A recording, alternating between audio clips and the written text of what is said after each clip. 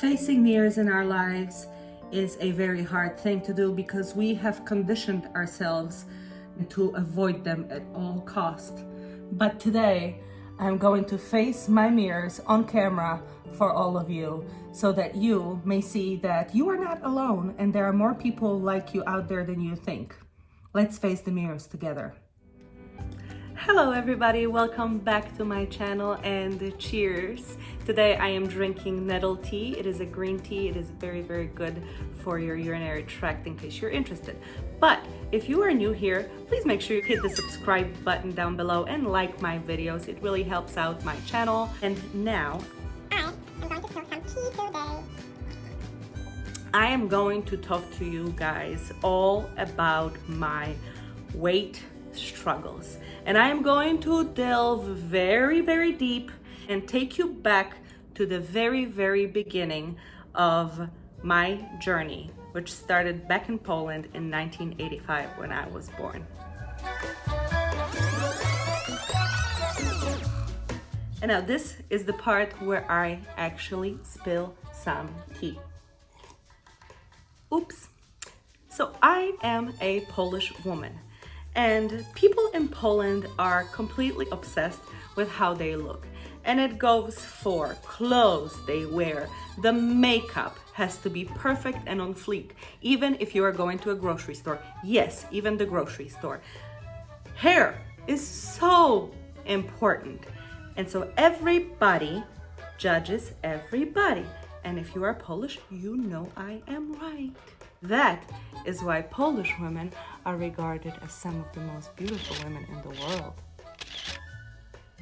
So Polish women typically cook their meals at home. I remember my mother was a stay-at-home mom and we had a meal cooked every single day. And it started with the soup, and there was the second dish, of course, which consisted of what? You know it, potatoes. There was some salad or green with it, and of course a meat. A lot of the food comes from the local Polish farms. And you have to, guys, remember, we are talking the period of 1985 when I was born to 2002 when I left Poland. So options were sort of limited when it came to fast food and other junk things. To give myself a little bit of legitimacy on this weight issue, on this side right here, you will see a breakdown of my weight in the years between 2002 and summer of 2020 and the change in the body mass index. And you can clearly see that I have gone from a normal weight to what is categorized as obese. So I think I am the perfect person to give you all the insights on the mental struggles and the physical struggles of being obese. Welcome to 2002. I am at this point 17 years old and I have just moved to the United States. My lifelong dream. I have always wanted to come here because America is the land of opportunities. This is where food options are endless. When I came here, I still lived in my mother's house for the next 3 years. And that was up until I was 20 years old. And I moved into my own apartment at 20. That is also when I left Wonderland.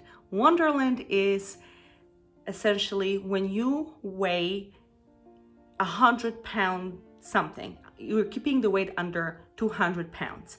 I cannot tell you guys how much ramen and noodle I have had when I moved out, and because it was so easy, and I noticed that I started gaining weight, and ever since then I have started putting on more and more weight. And so at that point I was about 200 pounds and it only went up from there.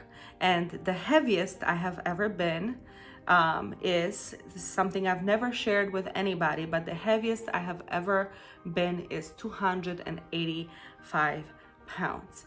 It is a lot because it was pushing 300 and it was very, very, very uncomfortable.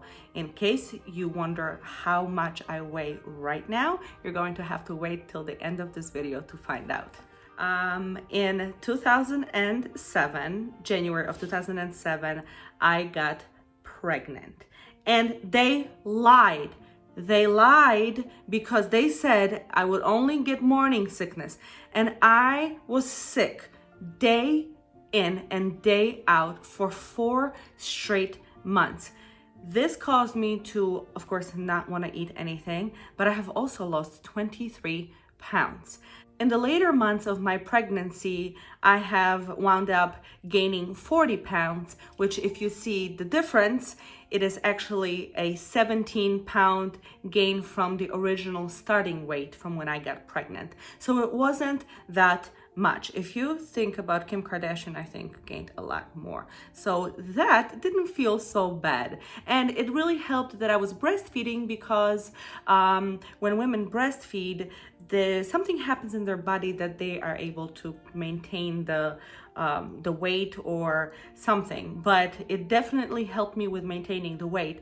And I stopped breastfeeding when my child was 7 months old because she bit me and I screamed and she got scared, and so she was cut off from the nipple.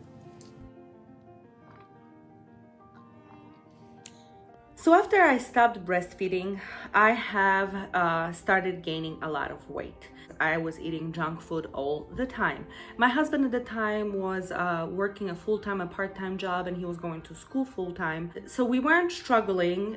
He was definitely providing for us, but the food choices that I was making were very poor. So it was very, very easy to justify eating junk food because I was a new mom, I was busy, I made all the excuses in the world.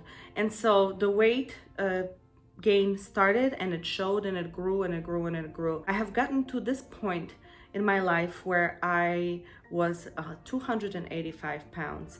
And it's not that I have not tried in the past. I have tried and I lost weight, and then I tried again and I lost a little bit again.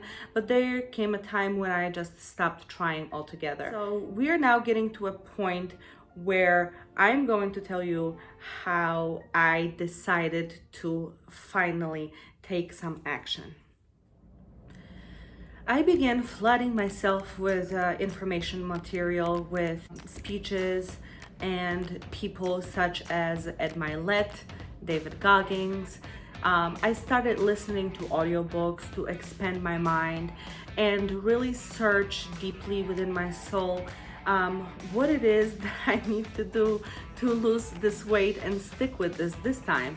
And so one thing that I learned is that I will never get to a why. I just have to start doing something. I have to take action. And so one of the first steps was long walks, bike rides. It was excruciating and painful. And I remember one time with my husband, we have taken a bike ride at the lakefront here in Chicago, and we covered 11 miles. And mind you, at this point, I was 266 pounds, having no business riding on the bike for 11 miles. I thought I was going to die, but it also showed me that I was capable of such an achievement, and I didn't even know that I was capable of it. And so that showed me that maybe, just maybe, I am capable of more this time. But it wasn't until I actually did something that I understood that I could do more about this issue. The thing about fears is that they're never going to leave you. You just have to learn to face them and go against them in some ways. And whatever I am afraid of the most, I am starting to embrace it right now as a challenge and say, hey, you think that I can't do this? Well, let me prove to you, looking at myself in the mirror, that's why mirrors are important, you will do this because you think that you can't.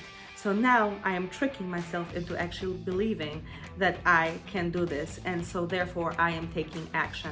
But another thing I wanted to talk to you guys about is not relying on motivation to be disciplined, but relying on discipline to stay motivated. This is one of the most misunderstood things about weight loss. We cannot rely on motivation. Motivation will always fail. Motivation is very elusive. One day is here, the next day it's not. The only reliable thing is discipline. Discipline is the single most thing that is going to get you where you need to be, and because it holds you accountable, it holds you to something that you set out to do. It is extremely important to have a strong support system and people around you who are not only going to root for you, but are going to nudge you and push you to do something. That person was my sister, because she is a little pushy, but in this case it was for the good. She had called me one time and said that we are going on a diet. She wrote out the meal plan, and I was going to follow that and send her pictures every single day of my meals. And it only took me a week before my brain started getting rewired. I started posting a lot of those pictures on Instagram, and I was amazed at the results, because in such a short period of time I was able to lose 26 pounds. Because if you did not know, and if you lasted with me up until right now, I am right now at 240 pounds. So I have lost in the last couple months 26 pounds, which I am very, very proud of myself for doing that. But I only did that by eliminating all the junk out of my diet, completely eliminating junk. And the next logical step right now for me would be to face another fear of mine, and it is to start exercising. I can assure you guys that there's going to be much more on this topic. I am not somebody who has all the answers. I am figuring this out as I go, and I am hoping to figure this out with you, and I am hoping for some feedback from you. Do you guys remember when I told you gotta love the lovers, gotta love the haters even more? Well, just remember to love yourself first. So tell me, are you somebody who is afraid to face the mirrors in your life? If you are and you want to discuss, drop me a comment down below. I thank you so much for watching, and I will see you in the next video. Bye bye.